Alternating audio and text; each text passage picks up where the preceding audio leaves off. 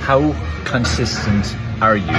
Because I want to speak to you about this today, because too many people are expecting that they need to do everything, that they need to, let's say, do an hour or an hour and a half long work with it, that they need to eat perfectly, that they always need to eat clean, that they need to spend 16, 17, 18 hours a day working, that they need and what you're supposed to do. When the reality is, yes, if you want to achieve a lot in your life in any aspect, doesn't matter if it's the gym or in your business, relationships or whatever, the amount you invest, the amount you put in is the amount you get back, once it's the right stuff you're putting in, of course.